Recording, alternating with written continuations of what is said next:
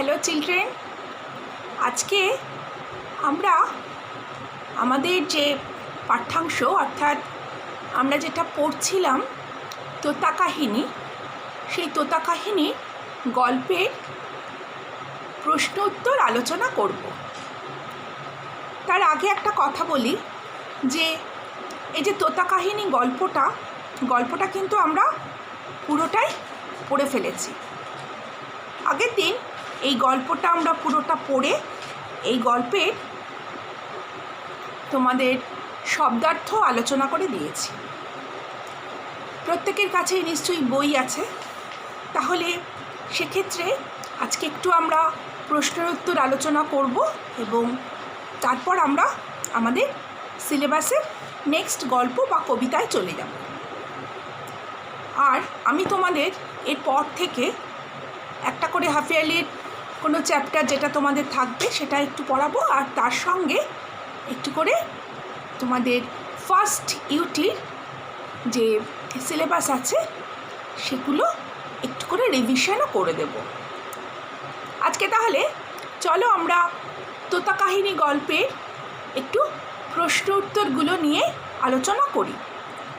তোমাদের প্রশ্নের উত্তর যেভাবে আমি পাঠাই পোস্টে সেরকম পাঠাবো, আর তার সঙ্গে যেটা যে সব প্রশ্নের উত্তর তো পাঠানো সম্ভব নয়, আমি যেই প্রশ্নগুলো বেশি ইম্পর্ট্যান্ট বা যেই প্রশ্নগুলো লেখার মধ্যে একটু টুইস্ট থাকে আর কি, সেই রকমের প্রশ্নগুলোই তোমাদের পাঠাবো। আজকে আমরা প্রথমে অতি সংক্ষিপ্ত প্রশ্নাবলী যেগুলো, অর্থাৎ এই প্রশ্নাবলীর মান বেশিরভাগ ক্ষেত্রে এক থাকে। অতি সংক্ষিপ্ত প্রশ্নাবলী যদি হেডিং দিই তাহলে এই প্রশ্নের মান থাকে এক। অনেক সময় দেখা যায় যে তোমাদের অতি সংক্ষিপ্ত প্রশ্নাবলী হেডিং দিয়ে হয়তো তোমাদের ব্যাক কোয়েশ্চেনে রয়েছে, কিন্তু পরীক্ষার সময় সেটা সংক্ষিপ্ত প্রশ্নের মধ্যে চলে আসে। সেক্ষেত্রে কিন্তু নিজের মতো করে নাম্বারের যে ভাগটা সেটা দেখে হয়তো দু এক লাইন এক্সট্রা লিখতে হতে পারে। যেহেতু আমরা সাহিত্যের ক্লাস করি, সুতরাং প্রশ্নটা প্রশ্নের উত্তর মিস যেভাবে লিখিয়ে দিচ্ছে বা করিয়ে দিচ্ছে সেটাই আমরা মুখস্থ করে লিখব, ব্যাপারটা কিন্তু সেই রকম নয়। সেক্ষেত্রে তোমরা নিজেদের মতো অর্থাৎ লেখার মধ্যে কিন্তু কিছু মৌলিকতা থাকাটাও বাঞ্ছনীয়। তবে তার আগে সবথেকে যেটা প্রধান কাজ তোমাদের সেটি হচ্ছে প্রশ্ন উত্তর কি যাই পড়ো না কেন, গল্পটা বা কবিতাটা অর্থাৎ টেক্সট বুকটা কিন্তু ভালো করে পড়তে হবে। এবং এই টেক্সট বুকটা কিন্তু লাইন বাই লাইন খুবই সুন্দর করে না পড়লে তোমরা কিন্তু উত্তরগুলো লিখতে পারবে না, কি সেটা এমসিকিউই হোক, অতি সংক্ষিপ্ত প্রশ্নই হোক, আর বড় প্রশ্নই হোক। তাহলে চলো আজকে আমরা স্টার্ট করি। অতি সংক্ষিপ্ত প্রশ্নাবলীর প্রথম প্রশ্ন তোমাদের বইতে যেটা আছে রয়েছে, আলোচ্য গল্পে পাখিটি কীরকম ছিল। তা আলোচ্য গল্পে পাখিটি কীরকম ছিল, তাহলে এটা কি হবে? আলোচ্য গল্পে পাখিটি ছিল মূর্খ, সে গান গাইতো, শাস্ত্র পড়তো না, লাফাতো, উড়তো কিন্তু কায়দা কানুন কাকে বলে জানতো না। তাহলে আমরা কিভাবে লিখব প্রশ্নের উত্তরটা? যে আলোচ্য গল্পে পাখিটি ছিল মূর্খ, সে কায়দা কানুন জানতো না, সে শুধু লাফাতো এবং উড়তো, এটুকু লিখলেই হবে। নেক্সট প্রশ্ন যেটা, এবার ধরো অ্যাকচুয়ালি এই প্রশ্নটা কিন্তু এক নম্বরের প্রশ্ন সব ক্ষেত্রে হয় না। এটাকে যদি একটু এভাবে লেখা যায় যে ধরো প্রথম যে লাইনটা, অর্থাৎ এক যে ছিল পাখি সে ছিল মূর্খ, হ্যাঁ, সে গান গাহিত, শাস্ত্র পড়িত না, লাফাইতো, উড়িতে জানিত না, কায়দা কানুন কাকে বলে। এবার যদি এইভাবে লাইনটা তুলে দেওয়া যায়, জানিত না কায়দা কানুন কাকে বলে, আন্ডারলাইন করে এই ইনভার্টেড কমার মধ্যে দিয়ে বলা হতো কার লেখা, কোন গল্পের অংশ, এখানে কে কি জানিত না। তাহলে আমরা কি লিখব? যে আলোচ্য অংশটি রবীন্দ্রনাথ ঠাকুরের লেখা তোতা কাহিনী গল্পের অংশ, এই অংশে একটি পাখি, সে জানিত না কায়দা কানুন কাকে বলে। নেক্সট প্রশ্ন, পাখিটির সম্পর্কে রাজার মত কী ছিল? পাখিটির সম্পর্কে রাজার মত কী ছিল?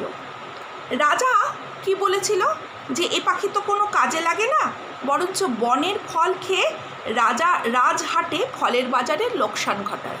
তাহলে কি এক কথায় বললে আমরা কি লিখব? পাখিটি সম্পর্কে রাজার কি মত ছিল? পাখিটি সম্পর্কে রাজার মত ছিল যে এই পাখি কোনো কাজের নয়, সে শুধু ফল খেয়ে লোকসান ঘটায় রাজার হাটে। নেক্সট হচ্ছে, কে পাখিটিকে শিক্ষা দেবার কথা বলেছিলেন? পাখিটিকে শিক্ষা দেবার কথা বলেছিলেন আলোচ্য গল্পের যে মন্ত্রী মহাশয় ছিলেন তিনি। তাহলে কি লিখব? যে পাখিটিকে শিক্ষা দেবার কথা বলেছিলেন মন্ত্রী, বা মন্ত্রী পাখিটিকে শিক্ষা দেবার কথা বলেছিলেন। কে সোনার খাঁচা তৈরি করেছিল? সোনার খাঁচা তৈরি করেছিল কে?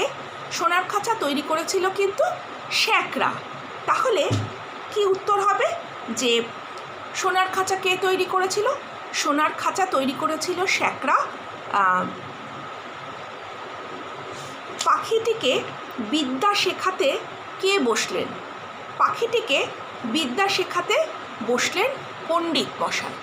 রাজ্যের পণ্ডিতরা পাখিটিকে বিদ্যা শেখাতে বসেছিলেন। পুঁথি লেখকেরা কি করেছিলেন? পুঁথি লেখকেরা পুঁথি নকল করে এবং নকলের নকল করে পর্বত প্রমাণ করে তুলেছিলেন। তাহলে এটা এক কথায় আমরা কি লিখব? যে পুঁথি লেখকেরা পুঁথি নকল করে এবং নকলেরও নকল করে অনেক পুঁথি তারা তৈরি করেছিলেন বা লিখেছিলেন। কারা দক্ষিণা পেয়ে খুশি হলো? কারা দক্ষিণা পেয়ে খুশি হলো? কি লিখব? যে রাজপণ্ডিতেরা দক্ষিণা পেয়ে খুশি হয়েছিল। রাজপণ্ডিতেরা দক্ষিণা পেয়ে খুশি হয়েছিল। লোকগুলো সিন্দুক ভরালো কি দিয়ে? লোকগুলো সিন্দুক ভরালো কি দিয়ে? তাহলে এখানে কি লিখব? যে লোক লাগিল বিস্তর, এই লোকগুলো সিন্দুক ভরালো মোটা তনখা পেয়ে, অর্থাৎ মোটা টাকা পেয়ে তারা সিন্দুক ভরালো। ভাগিনার গলায় কি চলল? ভাগিনার গলায় চলল রাজার দেওয়া সোনার হার। ভাগিনার গলায় চলল রাজার দেওয়া সোনার হার। পাখিটির পেটের মধ্যে কি খসখস গজগজ করছিল? পাখিটির পেটের মধ্যে খসখস গজগজ করছিল শুধুই পুঁথি। পাখিটির পেটের মধ্যে খসখস গজগজ করছিল শুধুই পুঁথি। তাহলে এই 10টা অতি সংক্ষিপ্ত প্রশ্ন আলোচনা করলাম। এবার এই 10টা ছাড়াও তো যেহেতু প্রত্যেকটা লাইনে লাইনে কিন্তু ভালো করে না পড়লে সংক্ষিপ্ত প্রশ্ন, অতি সংক্ষিপ্ত প্রশ্ন, আর বিশেষ করে এমসিকিউ অর্থাৎ টিক দ্য কারেক্ট আনসার তোমরা লিখতে পারবে না। সুতরাং ভালোভাবে পড়বে। এই 10টা প্রশ্ন ছাড়াও কিন্তু ভেতর থেকে প্রশ্ন আসতেই পারে অতি সংক্ষিপ্ত প্রশ্নের মধ্যে। এরপর আমরা সংক্ষিপ্ত প্রশ্নাবলী আলোচনা করব। সংক্ষিপ্ত প্রশ্নাবলীর ক্ষেত্রে সাধারণত প্রশ্নের মান থাকে 2। আবার অনেক সময় সংক্ষিপ্ত প্রশ্নাবলী তার সঙ্গে একটা অতি সংক্ষিপ্ত প্রশ্নাবলী সব কিছু দিয়েই একটা কম্প্যাক্ট প্রশ্ন তৈরি হয়, যে প্রশ্নটা তোমরা রচনাধর্মী প্রশ্নের মধ্যে কিন্তু পড়ে, অর্থাৎ সেক্ষেত্রে প্রশ্নের মান থাকে 5। তাহলে আজকে যখন আমরা সংক্ষিপ্ত প্রশ্নাবলী আলোচনা করব তখন এটা বেশিরভাগ ক্ষেত্রে 2 নম্বরেরই হয়। কখনো কখনো যদি খুব বেশি বর্ণনামূলক হয় তাহলে সেক্ষেত্রে এটা 3 নম্বরেরও কিন্তু হতে পারে। যদি 3 নম্বরের হয় তাহলে সেক্ষেত্রে যদি শুধু একটা প্রশ্ন থাকে 3 নম্বরের, তাহলে সেক্ষেত্রে তোমাদের মূল গল্পের নাম এবং তার সঙ্গে লেখকের নাম, বা কবিতার নাম হলে কবিতার নাম, কবির নাম, এগুলো চেষ্টা করবে যদি অ্যাড করা যায়। তাহলে প্রশ্নের উত্তর যেটা হবে সেটা একটু কম্প্যাক্ট ফর্মে হবে। তাহলে চলো আমরা সংক্ষিপ্ত প্রশ্নাবলী আলোচনা করি। সংক্ষিপ্ত প্রশ্নাবলীর মধ্যে প্রথমেই যেই প্রশ্নটা আছে সেটা হচ্ছে একই বেয়াদপি। বেয়াদপিটা কি? একই বেয়াদপি, বেয়াদপিটা কি? আচ্ছা, এবার আমরা এই যে প্রশ্নটা যদি থাকে, ধরো এই প্রশ্নটায় 3 নম্বর থাকলো, তাহলে সেক্ষেত্রে কিন্তু আমাদের প্রথমে লিখতে হবে যে আলোচ্য অংশটি রবীন্দ্রনাথ ঠাকুরের লেখা তোতা কাহিনী গল্প থেকে নেওয়া হয়েছে। এখানে বেয়াদপিটা কী ছিল বা এখানে কি বেয়াদপি ছিল, এটা কিন্তু আমরা বলতে হবে যে বেয়াদপিটা ছিল হচ্ছে সেই রাজার যে পাখিটা ছিল সে কিন্তু কি করেছিল যে পাখিটা একদম শেষের দিকে রয়েছে, যে পাখিটা তোমার যত দিন যাচ্ছে দেখা যাচ্ছিল যে সেই পাখিটা আস্তে আস্তে খাওয়া দাওয়া ছাড়াও ভদ্রদস্তুর আদমরা হয়ে আসছিল, এবং ওই জায়গাটা থেকে এটা নেওয়া হয়েছে। তাহলে কি বলবো যে আলোচ্য অংশটি রবীন্দ্রনাথ ঠাকুরের লেখা তোতা কাহিনী গল্পের অংশ। এই গল্পের যে পাখিটি ছিল সেই পাখিটি সে তার রোগা ঠোঁট দিয়ে খাঁচার শলাকা কাটার চেষ্টা করেছিল, সেটাই ছিল তার বেয়াদপি, অর্থাৎ পাখিটি খাঁচা কেটে বেরোতে চেয়েছিল, এটাই ছিল তার বেয়াদপি। তাহলে প্রশ্নটা হচ্ছে একই বেয়াদপি, বেয়াদপিটি কি? বেয়াদপিটি ছিল, যদি 2 নম্বরের থাকে তাহলে কি লিখবে যে বেয়াদপিটি ছিল এই যে পাখিটি তার খাঁচা কেটে, তার রোগা ঠোঁট দিয়ে খাঁচা কেটে খাঁচার থেকে বেরোতে চাইছিল, এটিই ছিল তার বেয়াদপি। পাখিটার সঙ্গে কারা কারা এলো, এটা কিন্তু একদম শেষে, অর্থাৎ যখনটা কি আমরা দেখতে পাচ্ছি রাজা যখন বলল না যে একবার পাখিটাকে ডাকো তো, তাহলে ওই জায়গা থেকে এসছে যে পাখিটার সঙ্গে কারা কারা আসলো। কি লিখবে? পাখিটার সঙ্গে আসলো কোতোয়াল, পাইক এবং ঘোড়া সাওয়ার। পাখিটার সঙ্গে আসলো কোতোয়াল, পাইক এবং ঘোড়া সাওয়ার। কারা কারা জয়ধ্বনি তুলেছিলেন? কারা কারা জয়ধ্বনি তুলেছিলেন? জয়ধ্বনি তুলেছিলেন কখন? যে ওই যে রাজা যখন পাখিটিকে দেখতে গিয়েছিল তখন যে সবাই মিলে যে জয়ধ্বনি তুলেছিল, সেই জায়গাটাকে দেখতে হবে যে কারা কারা জয়ধ্বনি তুলেছিল। তাহলে কি লিখব যে রাজা যখন এসেছিলেন, অর্থাৎ রাজা যখন পাখিটিকে দেখতে এসেছিলেন তখন রাজার সব পারিষদরা জয়ধ্বনি তুলেছিল। এখানে কিন্তু পারিষদ কথাটা তোমরা লিখতে পারো, আবার এটাও লিখতে পারো যে পার্টিকুলার যদি ধরো এখানে রয়েছে যে কারা জয়ধ্বনি তুলেছিল, যদি ধরো 2 নম্বর থাকে তাহলে এটাকে এমনভাবে লিখতে হবে যাতে পুরো ব্যাপারটা একসাথে হয়ে যায়। যেমন কি লিখবে যে যদি 2 নম্বর থাকে তাহলে এটা লিখলেই হবে যে রাজা যখন পাখিটিকে দেখতে এসেছিল তখন রাজার পারিষদরা জয়ধ্বনি তুলেছিল। এটা লিখলে এটা 2 নম্বর না, এটা অ্যাকচুয়ালি তোমাদের 1 নম্বরের হয়। এবার যদি আমরা এটাকে পরিষ্কারভাবে মানে আরও মেনশন করে টু দ্য পয়েন্ট আনসার লিখতে যাই, তাহলে লিখব যে মিস্ত্রি, মজুর, শ্যাকরা, লিপিকার, তদারকবিশ এবং মামাতো, পিস্তত, খুড়তো এবং মাস্ততো ভাইরা জয়ধ্বনি তুলেছিল। অর্থাৎ রাজার সব, এই এক কথায় বলতে গেলে রাজার পারিষদরা।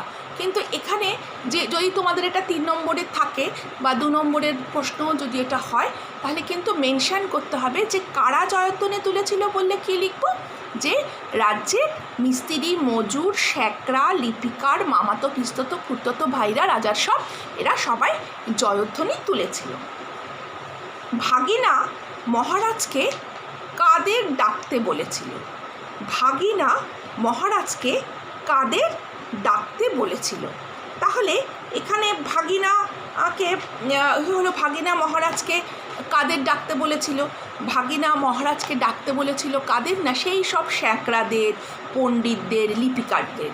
তাহলে কি লিখব যে ভাগিনা মহারাজকে শ্যাকরা, লিপিকার এবং পণ্ডিতদের ডাকতে বলেছিল। ঠিক আছে, তাহলে ভাগিনা মহারাজকে শ্যাকরা, লিপিকার এবং পণ্ডিতদের ডাকতে বলেছিল। এইবার আমরা রচনাধর্মী প্রশ্নে চলে যাব। রচনাধর্মী প্রশ্নে তোমাদের এখানে 5টা প্রশ্ন আছে। তার মধ্যে একদম প্রথম যেই প্রশ্নটা যে পাখিটাকে শিক্ষা দেবার জন্য ভাগিনা কাদের দিয়ে ব্যবস্থা করেছিলেন। পাখিটাকে শিক্ষা দেবার জন্য ভাগিনা কাদের দিয়ে ব্যবস্থা করেছিলেন, এটা রচনাধর্মী প্রশ্নের মধ্যে হলেও কিন্তু এটা সংক্ষিপ্ত প্রশ্নের মধ্যেও হতে পারে। কারণ পাখিটাকে শিক্ষা দেবার জন্য ভাগিনা তো প্রথমত কথা তিনি পণ্ডিতদের দিয়েছিলেন এবং পরে পুঁথি লেখকদের তলব করেছিলেন, এবং এছাড়াও সে লোকেরা ঠিকমতো কাজ করছে কি না সেটা দেখার জন্য আরও কিছু লোক লাগিয়েছিলেন। অর্থাৎ এই সব কিছু এভাবে না বললে, যদি এটা সংক্ষিপ্ত বা অতি সংক্ষিপ্ত প্রশ্নের মধ্যেই এটা পরে রচনাধর্মী প্রশ্নের মধ্যে এটা সেভাবে আসে না, তাহলে আমরা লিখব যে ভাগিনা পাখিটাকে শিক্ষা দেবার জন্য পণ্ডিতদের এবং তারপরে হচ্ছে পুঁথি লেখকদের তলব করেছিলেন, বা পণ্ডিত পুঁথি লেখকদের তলব করেছিলেন পাখিটাকে শিক্ষিত করার জন্য বা শিক্ষা দেবার জন্য। কিন্তু এর যে পরের প্রশ্নটা, এই প্রশ্নটা কিন্তু খুব ইম্পর্টেন্ট প্রশ্ন এই অর্থে যে এই পরের প্রশ্নটা আমরা যখন আলোচনা করব এখন, তাহলে আমরা বুঝবো যে এই গল্পের একটা ইনার মিনিং আছে। এই ইনার মিনিংটাই কিন্তু এই গল্পের মূল, অর্থাৎ এটাই আমাদের বুঝতে হবে। 2 নম্বর প্রশ্নটা হচ্ছে পাখি কার প্রতীক। এই প্রশ্নটা ভীষণ ইম্পর্টেন্ট প্রশ্ন, খুব মন দিয়ে শোনো। পাখি কার প্রতীক? পাখিটাকে শিক্ষাদানের ব্যাপারে লেখক কাদের প্রতি কীরূপ ব্যঙ্গ করেছিলেন তা কাহিনী থেকে উত্তর দাও।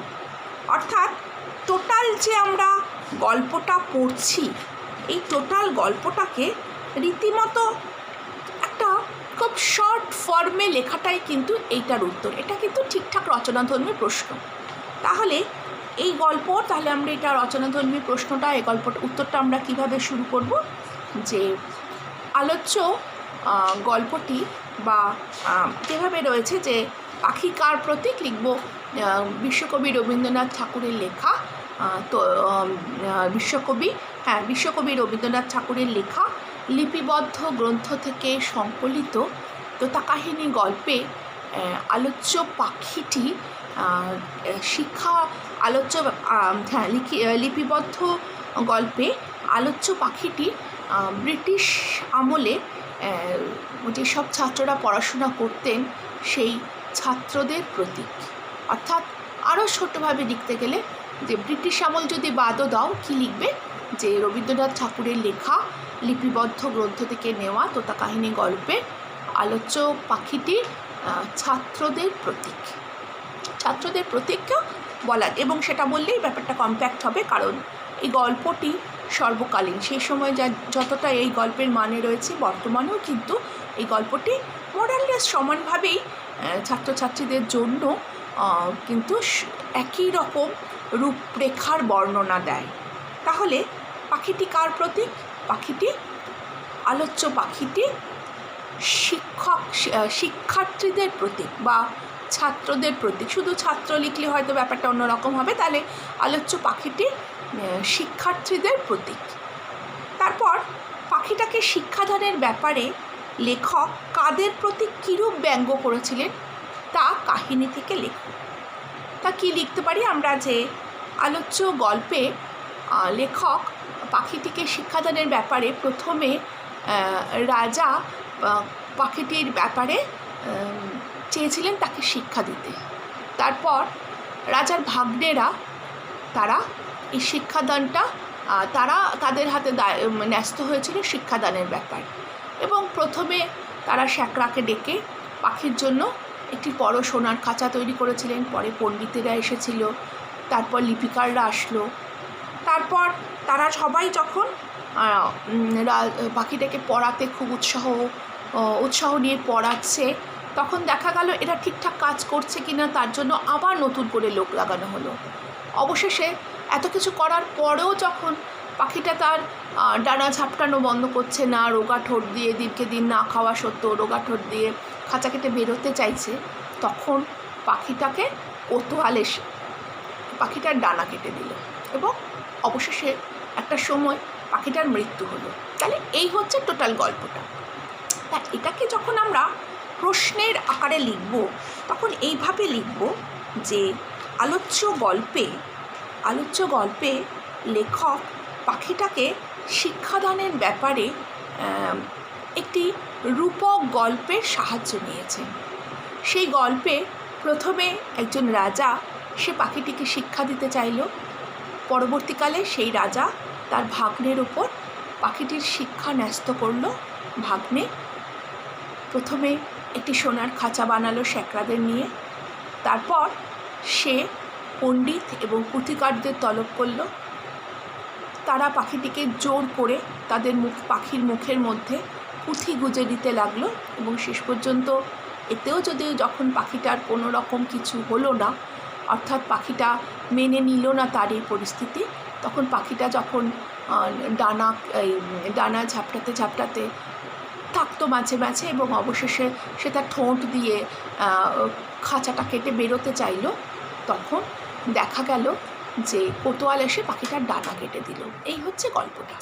তা এই গল্পের মাধ্যমে লেখক শিক্ষা ব্যবস্থাকে এভাবেই ব্যঙ্গ করেছেন যে শিক্ষা ব্যবস্থায় প্রকৃত শিক্ষা তো হয় না, তার পরিবর্তে শুধুমাত্র শিক্ষা আনুষঙ্গিক ব্যাপারটাই বেশি হয়। অর্থাৎ প্রথমেই আমরা কি দেখছি যে পাখিটার জন্য সোনার খাঁচা বানানো হলো, অর্থাৎ কি দেখাচ্ছে যে সোনার খাঁচা অর্থাৎ কি হচ্ছে যে পাখির জন্য প্রথমে একটা ইনফ্রাস্ট্রাকচার তৈরি করা হলো, আর তারপরে পণ্ডিত এবং পুঁথিকাররা এসে তাকে জোর করে শিক্ষা দিতে লাগলো। এইভাবে তো শিক্ষা হতে পারে না। তা সুতরাং এই যে পাখির এই শিক্ষাটাকে লেখক ব্রিটিশ যুগের সেই সময়কার ছাত্রদের ওপর যে পড়াশোনার যেরকম চাপ ছিল এবং তাদের যেরকম জোর করে বিভিন্ন সাবজেক্টে বা বিষয়ে পারদর্শী করা হতো, এবং যেই বিষয়ে যখন পারদর্শী করা হতো তার জন্য তাদেরকে কোনো বিন্দুমাত্র তাদের সঙ্গে কোনো মানবিক আচরণ করা হতো না। শুধু তাই নয়, তাদেরকে জোর করে পড়ানো হতো। তাদের কোনটা পছন্দ বা কিভাবে পড়াশোনা করতে ভালো লাগে, আদৌ তারা শিক্ষাটাকে গ্রহণ করতে পারছে কি না সেটা কিন্তু দেখা হতো না। শুধু তাই নয়, এই শিক্ষাটাকে তারা কতটা জীবনের ক্ষেত্রে প্রয়োগ করতে পারছে বা তারা কতটা বুঝে শিক্ষা গ্রহণ করতে পারছে কিছুই কিন্তু বোঝা যেত না। সুতরাং এই প্রশ্নের উত্তরটা আমি অবশ্যই পাঠিয়ে দেব লিখে, আর তারপরে আর যে বাকি প্রশ্ন আছে আমি অবশ্যই আলোচনা করে দেবো। তা তোমাদের আমি পোস্টে রচনাধর্মী প্রশ্ন এবং বোধ পরীক্ষণের একটা দুটো প্রশ্ন লিখে পাঠিয়ে দেব। সবথেকে শেষে যেটা এই গল্পের এই রচনাধর্মী প্রশ্নে একটা লাস্ট প্রশ্ন আছে যে শিক্ষা এই বিষয়ে একটা ছোট প্রবন্ধ লেখো। এটা কিন্তু তোমাদের নিজেদের লিখতে হবে। আমি তোমাদের একটা পোস্ট পাঠিয়ে দেবো, তাতে প্রশ্ন উত্তর থাকবে, তোমরা বাকিটা নিজেরা করবে এবং আমি যেই প্রশ্নের উত্তরগুলো পাঠাবো সেগুলো ভালো করে পড়বে। যদি অসুবিধা হয় তবে তোমরা আমাকে বলবে।